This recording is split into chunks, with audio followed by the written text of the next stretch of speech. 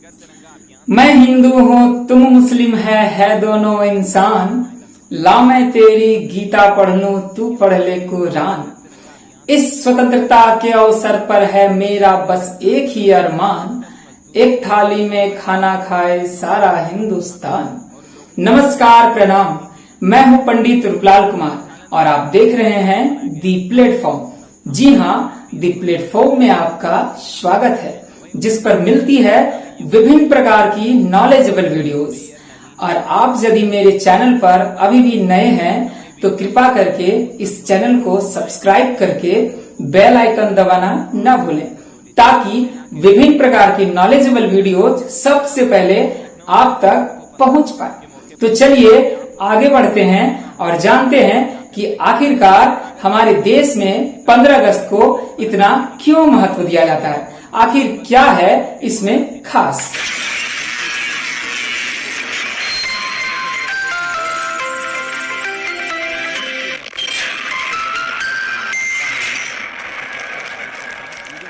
पंद्रह अगस्त यानी कि स्वतंत्रता दिवस लोगों में देशभक्ति की भावना पैदा करता है। यह लोगों को एकजुट करता है और उन्हें यह महसूस कराता है कि हम एक राष्ट्र हैं जहां कई अलग अलग भाषाएं, धर्म और संस्कृति विख्यात है। अनेकता में एकता भारत का प्रमुख सार तत्व और शक्ति है।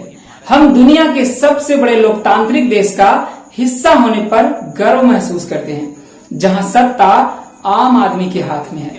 हर साल 15 अगस्त को हम उस दिन को मनाते हैं जब हम एक स्वतंत्र राष्ट्र बन चुके थे, जिसका अर्थ है कि हम खुद पर शासन करने के लिए स्वतंत्र थे और किसी और के द्वारा शासित बिल्कुल नहीं थे।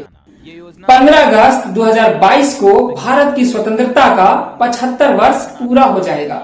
हमारे देश के यशस्वी प्रधानमंत्री नरेंद्र मोदी जी ने 12 मार्च 2021 को अहमदाबाद के साबरमती आश्रम में आजादी के अमृत महोत्सव का उद्घाटन किया था, क्योंकि इसी दिन महात्मा गांधी जी ने नमक सत्याग्रह की शुरुआत की थी। यह महोत्सव 15 अगस्त 2023 तक चलेगा। आजादी के इस अमृत महोत्सव को मनाए जाने के कुछ खास कारण हैं। पहला कारण यदि देखा जाए तो यह है कि भारत को अंग्रेजों से आजादी मिली थी, एवं दूसरा, देश को स्वतंत्र करने के लिए जिन राष्ट्रीय सपूतों ने बलिदान दिया और बहुत कष्ट सहे, उन्हें याद करने का यह एक पावन दिन है। यदि मैं तीसरा कारण की बात करूं तो आजादी के 75 वर्ष भी पूरे हो जाएंगे। इन्हीं महत्वपूर्ण कारणों के कारण आजादी के अमृत महोत्सव के माध्यम से हम सभी लोगों को स्वतंत्रता और लोकतंत्र के सही मायने समझना बहुत जरूरी है। और साथ ही यह बताना भी जरूरी है कि इन 75 वर्षों में भारत ने क्या क्या उपलब्धियां हासिल की है। वर्तमान समय में जो हम जैसी युवा पीढ़ी हैं, जिनकी उम्र 18 से 35 वर्ष के बीच में है, वह आजादी के संघर्ष और लोकतंत्र के महत्व को बेहतर ढंग से नहीं जानती। कई विचारधाराओं में बटी यह पीढ़ी गुमराही के एक चौराहे पर खड़ी है। ऐसे में उसे अपना देश के इतिहास और वर्तमान से जोड़ना बहुत जरूरी है। कहते हैं कि जो देश अपना इतिहास भूल जाता है, उसका भूगोल भी बदल जाता है, और यह हुआ भी है। कई कुर्बानियां व्यर्थ चली गईं, तब जब देश का विभाजन हुआ था। इसलिए कहा जाता है कि तिरंगा ही मेरा आन है, तिरंगा ही मेरा शान है, तिरंगा ही हम हिंदुस्तानियों की पहचान है। भारत को आजाद कराने के लिए किन किन चुनौतियों का सामना करना पड़ा और क्या क्या कुर्बानियां भारत को देनी पड़ी, यह किसी से परे नहीं है। आज की युवा पीढ़ी को जानना यह अत्यंत जरूरी है। साथ ही साथ यह भी जानना है कि आने वाले समय में किन चुनौतियों का सामना करना पड़ेगा।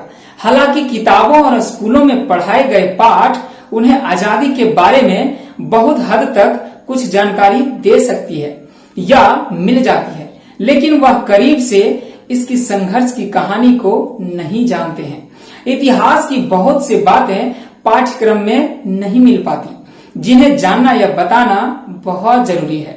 भारत को विश्व अर्थव्यवस्था में एक शक्ति माना जाता है। भारत में युवाओं की संख्या तुलनात्मक बहुत अधिक है, जो अपनी काबिलियत से लगातार उन्नति और सफलता के परचम लहरा रही है और देश के विकास में सहयोग कर रही है। लेकिन भारत ने एक बुरी अर्थव्यवस्था का दौर भी देखा है। जब आजादी के बाद भारत का बंटवारा झेलना पड़ा और भारत चीन के साथ युद्ध लड़ना पड़ा, उस समय के बाद भारत की अर्थव्यवस्था पूरी तरह से चरमरा चुकी थी। लेकिन फिर भी लगातार प्रयास के बाद और देश प्रेम के दम पर भारत आज एक बड़ी अर्थव्यवस्था और हर क्षेत्र में विकास वाला देश बन गया है। आज भारत एक परमाणु शक्ति होने के साथ साथ बड़ी सैन्य शक्ति भी है। यही नहीं, चांद और मंगल पर मानव रहित मिशन भेजने वाले 5 देशों के सूची में भारत का भी नाम शामिल है, जो कि हर भारतवासी के लिए गर्व की बात है। साथ ही भारत ही एकमात्र ऐसा देश है जिसने बहुत कम खर्चों में मंगल मिशन को पहली बार में ही सफल बनाया। बात की जाए उत्पादन की, तो इस मामले में भी भारत ने कई देशों को पीछे छोड़ दिया है। सबका साथ सबका विकास के नारे के साथ साथ भारत सरकार लगातार अपनी योजनाओं के माध्यम से लोगों तक सेवाएं पहुंचाती रही है। इससे वर्तमान भारत की तस्वीर बदल गई सी है। आज भारत को दुनिया सम्मान और आशा भरी नजरों से देख रही है। इन सभी बातों पर ध्यान देना आवश्यक है, क्योंकि जब आप इन बातों पर ध्यान देंगे तो आपको गर्व व अभिमान महसूस होगा कि आप एक भारतवासी हैं और आप भारत जैसे देश में पैदा हुए हैं। इसलिए आजादी का अमृत महोत्सव मनाना बहुत जरूरी है। आजादी का महोत्सव किसी विशेष जाति, धर्म अथवा राज्य का नहीं, बल्कि संपूर्ण भारत के लिए महत्वपूर्ण है। इस राष्ट्रीय महोत्सव के दौरान सभी सरकारी भवन और घरों पर तिरंगा फहराया जाएगा और कुछ जगहों पर रैलियां भी निकाली जाएंगी, ताकि इसका महत्व लोगों तक पहुंचाया जा सके। स्कूल के बच्चे सांस्कृतिक कार्यक्रमों के साथ साथ अपनी कला के माध्यम से आजादी के इस महोत्सव को मना पाएंगे। इसके लिए स्कूलों में हालांकि 15 अगस्त 2021 से ही कार्यक्रम शुरुआत हो चुकी थी, जिसमें कि देश के संगीत, नृत्य, प्रवचन और प्रस्तावना, पठन पाठन आदि शामिल था। इस महोत्सव में देश की संस्कृति को प्रदर्शित करने वाले सांस्कृतिक कार्यक्रम भी आयोजित किए जाएंगे।